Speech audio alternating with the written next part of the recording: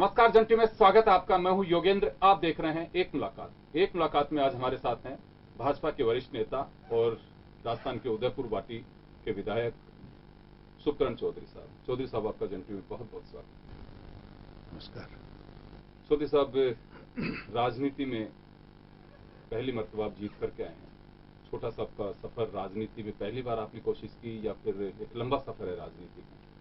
नहीं, राजनीति में मैं पिछले 25 साल से सक्रिय हूं। मैं 2 बार पंचायत समिति नवलगढ़ का सदस्य रहा। मैं पंचायत समिति उदयपुर वाटी का सदस्य रहते हुए मेरे भाई की पत्नी प्रधान रही, तो कार्यकाल में नहीं देखा। मैं नवलगढ़ में कृषि उपज मंडी समिति का चेयरमैन रहा। मैं भूमि विकास बैंक का झुंझुनू जिले का चेयरमैन रहा। पिछली बार मैंने नवलगढ़ से चुनाव लड़ा था, मैं पराजित हो गया था। अब की बार मैं भारतीय जनता पार्टी के टिकट पर लड़कर उदयपुर वाटी से जीत कर आया हूं। तो कई दिनों से मैं इस जनसेवा में, उस राजनीति में सक्रिय हूं। क्षेत्र से आप राजनीति करते हुए आपकी बार प्रदेश के कहें कि लोकतंत्र के उस पवित्र मंदिर तक आपको पहुंचने का सफर और सौभाग्य मिला, कैसा महसूस करते हैं?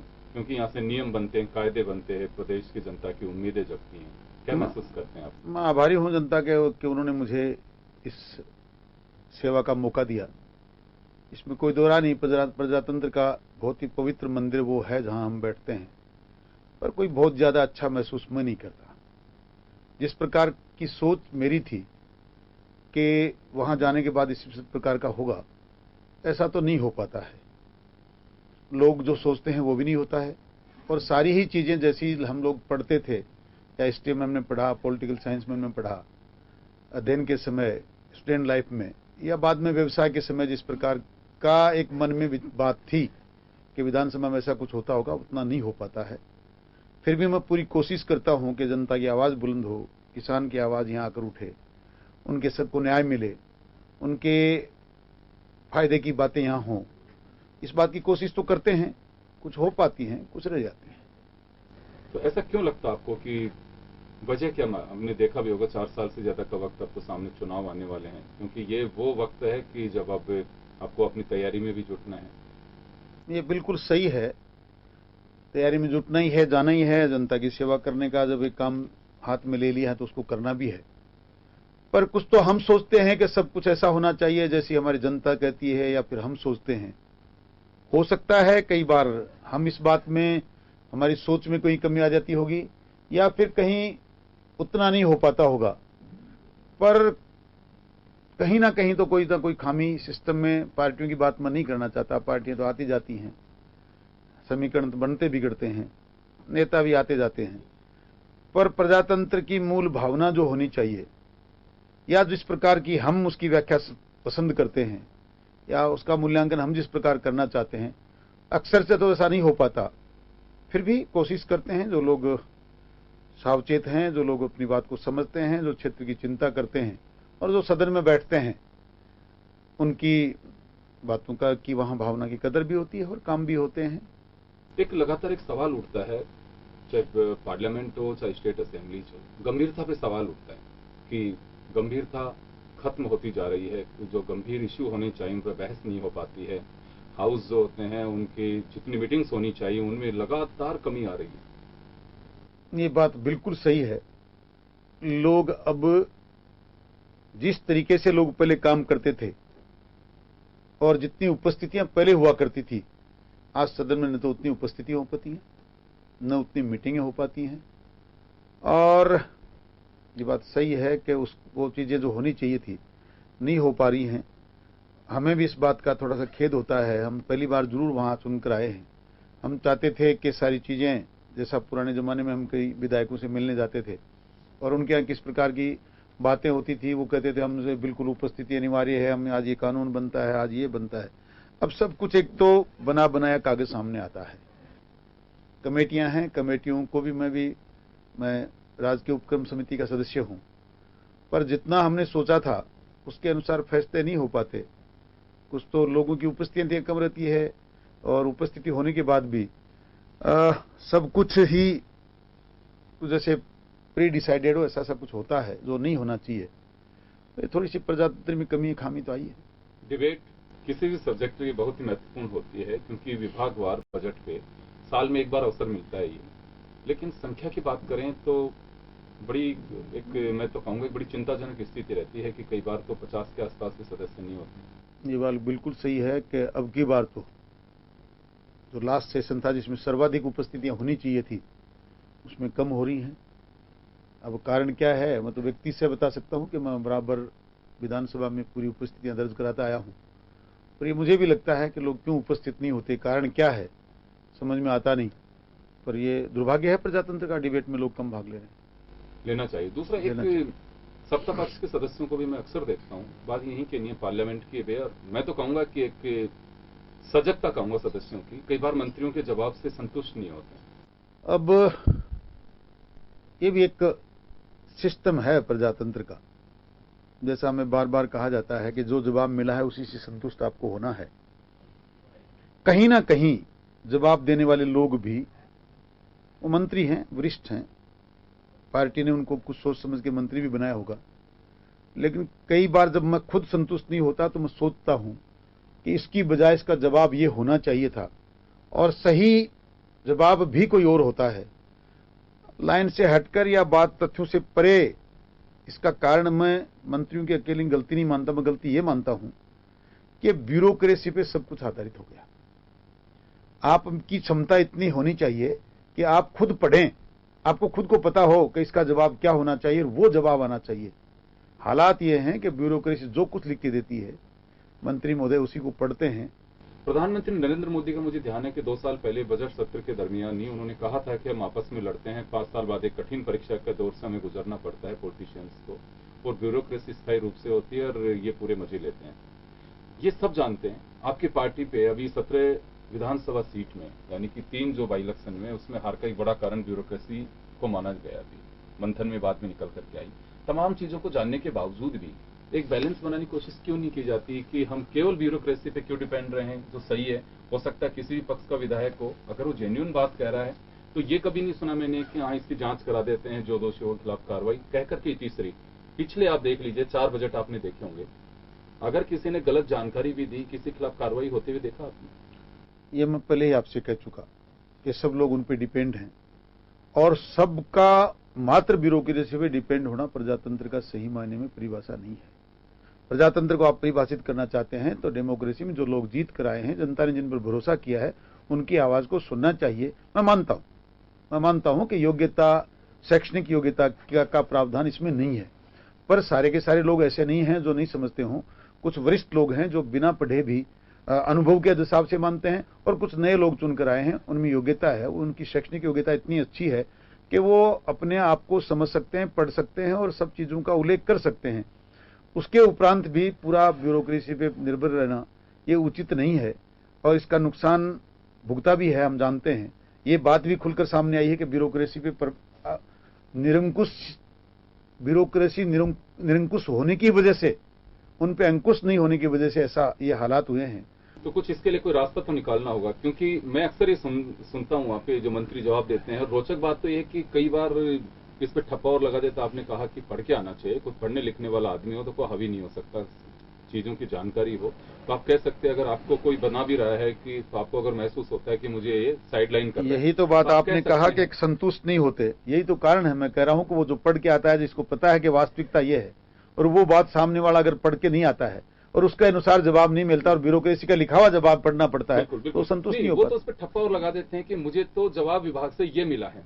तो मुझे लगता है कि ये तो बड़ी दुखद बात है। इससे बड़ा दुर्भाग्य क्या हो सकता है? ये वर्तमान सरकार की बात नहीं कर रहा हूँ, नहीं, सारी सरकारें वर्तमान हो चाहे पूर्ववर्ती हो। मैं तो आपको बताता हूं, मैं इस बात के लिए आपसे पूर्णतः सहमत हूं। मैं कतई नहीं मानना चाहता कि मैं किसी ने लिखा है इसका बात पढ़ रहा हूं, इससे बुरी बात कोई हो नहीं सकती। और यही कारण है कि ब्यूरोक्रेसी हावी होती जा रही है। अगर हम पढ़ लिख कर जाएं, अगर हम अपनी बात को सोच समझ कर जाएं, उसका जवाब लेकर जाएं, तो ये बोलने की जरूरत नहीं रहे कि मुझे जो कुछ लिख के दिया है मैंने उसका जवाब दिया है। लिख के देने का मोहताज एक मंत्री को नहीं होना चाहिए। पार्टी स्तर पे आप लोगों की मीटिंग होती है, जब असेंबली चलती है हर मंगलवार को, शायद मुझे जानकारी मिली है कि आप लोग सुबह मिलते हैं, सीएम साहिबा बैठती हैं, अदरवाइज सारे सीनियर मिनिस्टर्स और सारे लोग बैठते हैं उसमें। कभी ये बात उठती है कि ये एक ऐसा प्लेटफॉर्म है जिसमें मजबूत बहस होनी चाहिए, क्योंकि वो प्रोसीडिंग हमेशा रिकॉर्ड पे आती है, लोग पढ़ते हैं, आपकी लाइब्रेरी में उसे मेंटेन किया जाता है कि अमुक सदस्य ने इस डिबेट में ये बात कही थी। तो कम से कम मंत्रियों को भी ठीक से जवाब देना चाहिए। उस मीटिंग में इतना समय रह नहीं पाता। हम बहुत लोग हैं, 163 थे, अब भी 160 के आसपास हैं। इतने लोगों की बातें और इतनी चीजें वहां नहीं हो पाती। बहुत कम समय रहता है। 10 बजे हम लोग आते हैं, आधा 15-20 मिनट चर्चा में निकल जाता है, फिर विधानसभा का समय आ जाता है। और होनी चाहिए। दरअसल तो मेरा तो मानना यह है कि वो मीटिंग होती इसी बात के लिए है। और हम तो बहुत कनिष्ठ लोग हैं, नए आए हैं, बहुत वरिष्ठ लोग और आगे बैठे हैं। हम तो इस बात का इंतजार करते हैं कि वो लोग कोई बोलें, वो चर्चाएं करें, और ये उनका विषय है, वो नहीं कर पाते। हम अभी इस स्थिति में नहीं कि वहां इस बात की चर्चा करें। मैं आपकी कुछ पीड़ा समझ पा रहा हूं जो मुझे महसूस हो रहा है। राजनीति में कहीं ऐसा तो नहीं आप ठगा हुआ महसूस कर रहे हो? देखिए, ये मेरा विषय तो नहीं था, पर मैं जनता की सेवा करने में इतना मशगूल हो गया। वरना मैं तो अपना छोटा मोटा व्यवसाय ठीक ठाक करता था, पर अब जनता की पीड़ा जब देखता हूं, थोड़ा बहुत भी उनके लिए कुछ काम कर लेता हूं, तो सोचता हूं व्यवसाय तो इंसान अपने लिए करता है। मैं एक छोटे से गरीब परिवार से निकलकर यहां तक आया, मुझे कोई दिक्कत नहीं है। आज मेरे बच्चे अपना काम संभालते हैं, और मुझे अब व्यवसाय में ज्यादा इंटरेस्ट था नहीं। मुझे दो ही काम करने थे, या तो मैं कहीं सन्यासी बन के आध्यात्मिकता का कोई काम करता, या कहीं इस प्रकार की जनसेवा करता। और मैं आपसे निवेदन करूं, मुझे इसलिए थोड़ी सी खुशी है कि मैं बिल्कुल ईमानदारी के साथ जनता की पीड़ा को अपनी पीड़ा समझ के काम कर रहा हूं। राजनीति में जब उनका काम नहीं हो पाता, या उनकी पीड़ा में राजनीतिक क्षेत्र में उनकी मदद में नहीं कर पाता, तो मैं कई बार कोशिश करता हूं व्यक्ति से भी उनकी मदद करने की। पर इसमें जरूर लगता है कि हम जैसे लोग जिनको किसी प्रकार का कोई लोभ लालच नहीं, फिर भी इस क्षेत्र में काम कर रहे हैं, तो हो सकता है सरकारों में भी, पार्टियों में भी सारी चीजें नहीं हो पाती हों। कोई जरूरी नहीं कि मैं जो चाहूं वही ऐसा हो जाए, पर लगता तो है कभी कभी ऐसा कि हमने सब कुछ छोड़ के इस काम को अपनाया है, पर हमने किसी लोभ लालच में नहीं अपनाया। जनता की, गरीब की, पीड़ित की, जनमानस की सेवा करने के लिए काम चुना है, और उस काम में कोशिश कर रहे हैं जितनी हो पाती है। चलिए, चौधरी साहब के साथ एक मुलाकात जारी रखेंगे। छोटे से ब्रेक के लिए रुकेंगे, ब्रेक के बाद लौटेंगे।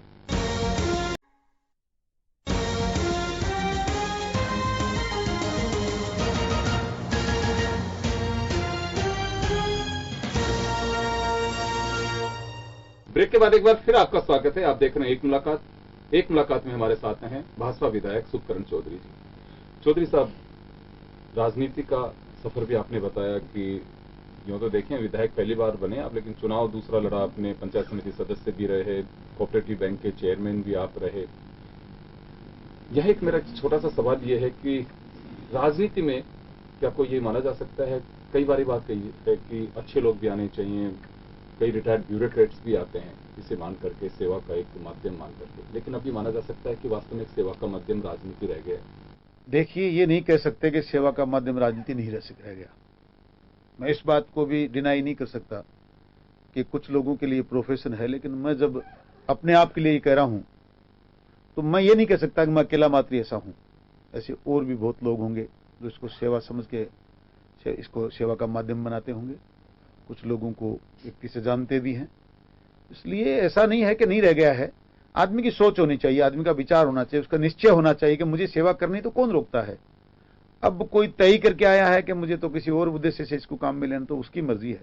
बाकी आप जानते हैं किसी भी व्यक्ति को कोई रोक नहीं सकता। अगर वो सेवा का माध्यम बनाना चाहता है और ईमानदारी चाहता है कि मैं सेवा का माध्यम बनाकर इसकी सेवा जनता की करूं, तो ये इससे अच्छा क्षेत्र कोई हो नहीं सकता। तो कोई भी जनप्रतिनिधि है, जनता के बीच होता है। कई बार मैं आप लोगों की लाइव देखता हूँ, मैक्सिमम लोगों की कभी फोन बच जाता है, 10 काम के काम नहीं किया तो किसी वो काम ही नहीं हुआ आपसे। और तमाम चीजों के बावजूद भी एक जो रेपुटेशन राजनीतिक की बनी हुई है, वो एक जो कहें कि बड़ी बदनुमा वो एक रेपुटेशन बनी हुई है कि पॉलिटिशियन चोर होते हैं, कैरेक्टरलेस होते हैं, कई तरह की जो बातें लोग कहते हैं। ऐसा क्यों आ गया? समझ में भी नहीं पाता। मेरी ये पहचान है मेरे क्षेत्र में कि मेरे दुश्मन भी ये कहते हैं कि सुखकरण चौधरी 200 में से ऐसा विधायक है जिसने आज तक कभी किसी का फोन नहीं उठाया। ऐसा नहीं हुआ, और नहीं उठा तो मैंने मेरा ऐसा व्यवस्था कर रखी है कि मेरे मोबाइल में रेड कलर हो जाता है उस नंबर का। और जब मैं आपके पास बैठा हूं, जितने भी मिस कॉल आएंगे उनसे पहले मैं बात करूंगा, उसके बाद मैं विधानसभा में जाऊंगा। लोगों में संतुष्टि भी है इस बात की। पर कुछ लोग जेल में भी तो बैठे हैं। कोई चारा घोटाले में है, कोई 2G स्पेक्ट्रम घोटाले में है, कोई कुछ कर रहा है, कोई कुछ कर रहा है। वो लोग जो किस वजह से चले गए, इसमें तो कोई दोरा नहीं। प्रजातंत्र में ईमानदार आदमी को कोई जेल में डाल नहीं सकता। उनकी बदनामी की जो हवा है वो हमको भी छू जाती है। हम लोग जैसे, हम मेरे जैसे लोगों का या हमारे जैसे लोग जो ईमानदारी से काम करना चाहते हैं वो कैसे बच पाएं, क्योंकि नाम तो उनका भी लीडर है, नेता है, वो भी विधायक हैं और वो भी लोग एमएलए और एमपी हैं जो किसी ना किसी कारण से जेलों में पहुंच गए। मैं तो ये समझता हूं कि या तो उनकी संख्या ज्यादा है या फिर बुराई फैलती इतनी ज्यादा है कि हमारे जैसे अच्छे लोग इस आंधी में तिनके की तरह उड़ जाते हैं, जम नहीं पाते, और जमते हैं तो भी लोगों का जवाब नहीं दे पाते। ये कारण है कि आज राजनीति वाकई बदनाम हो रही है और मुझे बड़ा दुख है कि ये इतनी बदनाम क्यों है। लेकिन मैंने विवेकानंद को बहुत पढ़ा है। स्वामी विवेकानंद ने यह कहा है कि चाहे जमाने संसार में कितना ही कीचड़ फैला हो, कमल के फूल की तरफ देखो, अथाह कीचड़ में भी वो बिल्कुल बेदाग सफेद रहता है।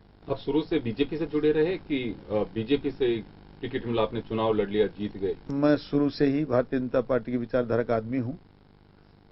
एक बात मैं बता दूं, मैंने जीवन में 2 चुनाव हारे हैं। एक पिछली बार विधायक का, जो मैं मेरी विचारधारा के अनुसार भारतीय जनता पार्टी टिकट नहीं थी, मेरे पास इनेलो की थी, और इससे पहले शुरुआत में जब नया नया जुनून राजनीति का आया तो मुझे एक जिला परिषद की कांग्रेस की टिकट मिली थी। मात्र 2 चुनाव हारे हैं। उसके बाद मैं हमेशा मैं भारतीय जनता पार्टी के साथ रहा, भारतीय जनता पार्टी की विचारधारा के साथ रहा, और मुझे विचारधाराएं अच्छी भी लगती हैं, इसमें कोई शक नहीं है। मैं पार्टी की विचारधारा को, संगठन की विचारधारा को बहुत पसंद करता हूं। आत्मसात भी मैंने इस बात को कर रखा है। हो सकता है उस इतने बड़े महासागर में कोई व्यक्ति विशेष आपकी पसंद नापसंद हो सकती है, पर मैं शुरू से भारतीय जनता पार्टी का हूं, भारतीय जनता पार्टी के साथ ही था और हूं भी और रहूंगा। कैसे प्रभावित है भारतीय जनता पार्टी से, क्योंकि कांग्रेस के भी रास्ते आपके सामने खुले हुए? कांग्रेस के रास्ते खूब खुले थे। झुंझुनू जिला कांग्रेस का गढ़ है, पर कांग्रेस की राजनीति और वहां के लोग जो थे, जो राजनीति में आगे थे, मुझे उनकी कार्यशैली कभी पसंद आई नहीं। भारतीय जनता पार्टी के लोग राष्ट्रवाद की बातें करते हैं और उसका पालन भी करते हैं। जिस पार्टी में लगातार ऐसे लोग नेता रहे हों जिन्होंने देश के बंटवारे किए हों, जिन्होंने कश्मीर की जैसी समस्याएं पैदा करी हों, जिस पार्टी में वंशवाद हो, वो पार्टी मेरी पसंद हो नहीं सकती। देश की राजनीति में किसी व्यक्ति, उसके चरित्र, उसके विचार, किसी ने आपको प्रभावित किया? पंडित दीनदयाल उपाध्याय से मैं बहुत ज्यादा प्रभावित होता हूँ। मैं उनको जब पढ़ता हूँ तो बिल्कुल आंखों में आंसू आते हैं और मैं उनका अनुसरण करने की कोशिश करता हूँ। क्या उनका ऐसा समाज सेवा की, उनका एकात्म मनवाद, उनका चरैवेती का सिद्धांत, उनका एक झोला डालकर फकीर की तरह जनता की सेवा करना, राष्ट्र के लिए मर मिटना, उनका ये विचार के एक देश में 2 निशान 2 प्रधान 2 विधान नहीं चलेंगे, ये ऐसी सारी चीजें हैं। और इतना विद्वान पढ़ा लिखा व्यक्ति जिसने सारी जिंदगी पूरी दुनिया को समाज माना, सही मायने में वसुधैव कुटुंबकम का नारा देने वाले कोई व्यक्ति जिसने अपने आप को आत्मसात किया तो पंडित दीनदयाल उपाध्याय थे। और मैं उनके एकात्म मानववाद के सिद्धांत को बहुत ज्यादा पसंद करता हूँ। वैसे अभी आपको लगता है किसी राजनीतिक दल की कोई विचारधारा बची है? कतई नहीं लगता। आपकी बात बिल्कुल दुरुस्त है। राजनीतिक दल की विचारधारा तो है, पर उसमें काम करने वाले लोगों की बहुमत में विचारधारा नहीं रही। इससे बड़ा दुर्भाग्य कोई देश का हो नहीं सकता। गिरावट सब जगह है, ये बात सही है। तो कैसे दुरुस्त हो? क्योंकि लोग तो बड़ा यकीन करते हैं, लोग बहुत भरोसा करते हैं, लोग यकीन करते हैं, लोग मानते हैं कि प्रजातंत्र में लोग चुनकर जा रहे हैं, यही हमारे मसीहा हैं, हमारे भाग्य विधाता हैं। अब ये समझ कभी ना कभी तो लोगों में आएगी, लोगों में आएंगे वो विचार। वो दिन भी मोदी जैसे लोग आएंगे जिनके लिए राष्ट्रीय सर्वोपरि है, तो सब लोग काम करेंगे। मैं एक बात और जानना चाहता हूँ। यूं तो देखिए आज की जनरेशन है काफी स्मार्ट है। आपका जो दौर देखा आपने वो मैंने नहीं देखा, मैं जो देख रहा हूँ आने वाली पीढ़ी नहीं देख रही।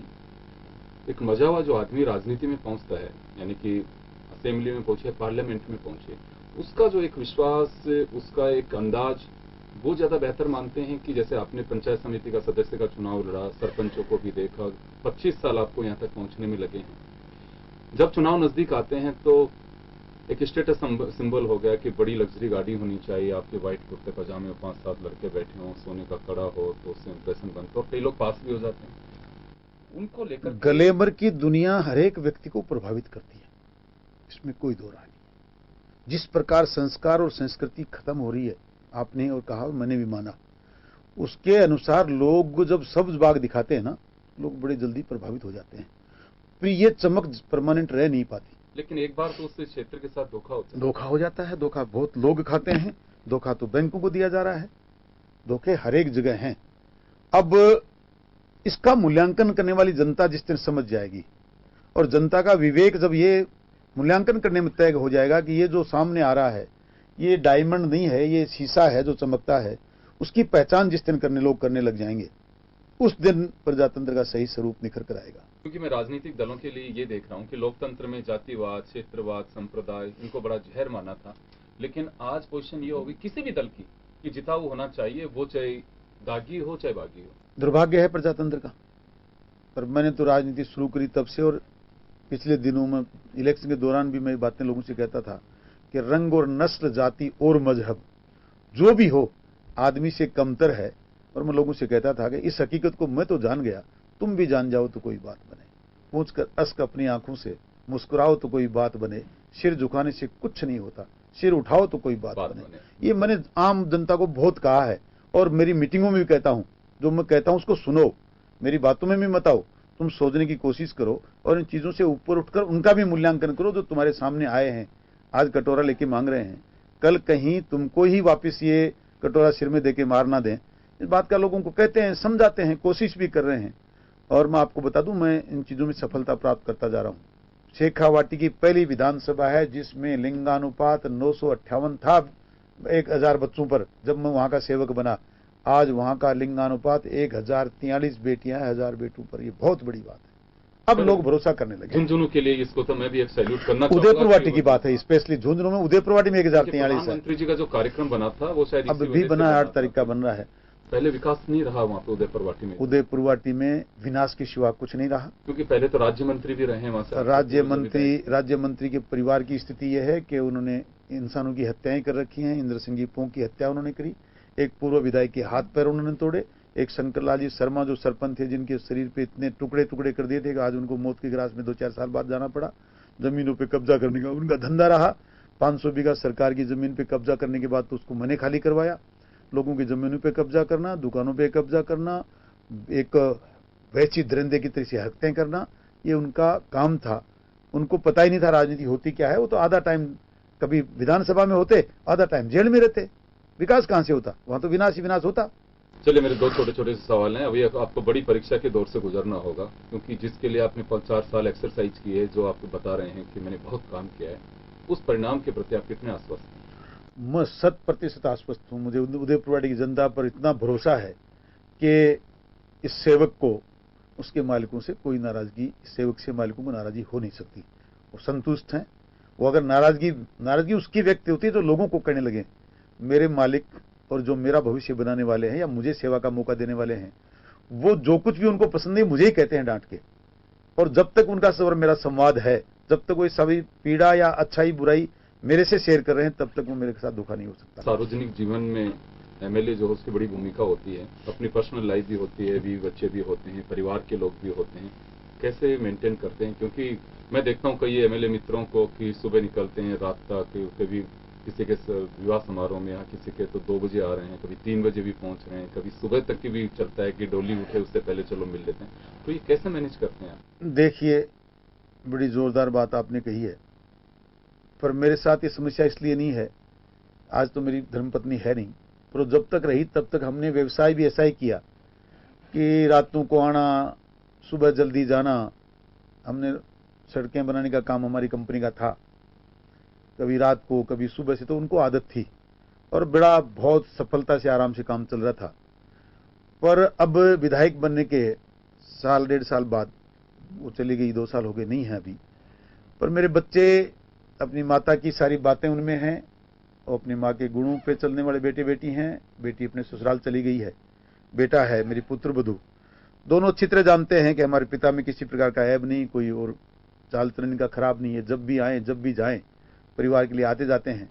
पर अब तो मैंने अपना जीवन का ध्येय ये बना लिया है कि मैं 24 घंटे लगातार मेरी विधानसभा में रहता हूँ, जनता के बीच रहता हूँ। रात को लेट आवर्स में मेरे कार्यकर्ता जो गाँव से दूर आते हैं वो रुक जाते हैं, तो मेरे साथ ही वहाँ सोते हैं। एक ही घर में हम गपशप करके रात को 12 बजे तक आराम से सोते हैं। सुबह उठ के फिर जनता दरबार लगा लेते हैं, फिर जनता की सुनवाई करते हैं। और मैंने तो एक आदत बना रखी है, मेरे घर पे शीशा समाचार आ गया, कोई शोक संवेदना, किसी के यहाँ कोई मृत्यु होगी या किसी के शादी ब्याह का समारोह है, कोई 10 टन है, कोई सवामणी है, पर जिसका समाचार मुझे मिलता है मैं कोशिश करता हूँ कि 100% लोगों के उस काम में शरीक हूँ। विधानसभा में आने के बाद भी अक्सर मेरी स्थिति है कि मैं 5-6 बजे विधानसभा का सत्र बंद होने के बाद या चालू सत्र में ही कई बार लेट तक डिबेट होती है, तो अमूमन उदयपुरवाड़ी जाता हूँ, शादियां अटेंड करता हूँ, रात को 1-2 बजे आता हूँ और सुबह 9 बजे फिर विधानसभा पहुंच जाता हूँ, और वो भी लोगों की सुनवाई करके। अक्सर विधानसभा जब चलती है उस वक्त तो हमारी हालत यह है कि मैं तो 4 या 5 घंटे सो पाता हूँ। उसमें भी कई बार, क्योंकि मैं कोशिश करता हूँ कि विधानसभा में कुछ बोलूं, उसको ऐसा नहीं हो कि क्या बोला, इसलिए पढ़ लिख कर जाता हूँ, अपने काम की तैयारी करके जाता हूँ, तो उसमें भी समय लगता है। चलिए, बहुत बहुत शुभकामनाएं आपको, आप अपने मकसद में कामयाब रहे और आपने हमारे साथ इतना वक्त हमारे दर्शकों के लिए दिया, उसके लिए बहुत बहुत शुक्रिया आपका। तो चलिए, आपने सुना सुकरण चौधरी जी को अपनी पर्सनल लाइफ के साथ में किस तरह से यह सफर तय किया। 25 साल की राजनीति का सफरनामा भी उन्होंने हमारे साथ में शेयर किया। तो बहुत बहुत शुक्रिया एक बार फिर सबका आपका, और एक मुलाकात में बस इतना ही। दीजिए इजाजत, नमस्कार।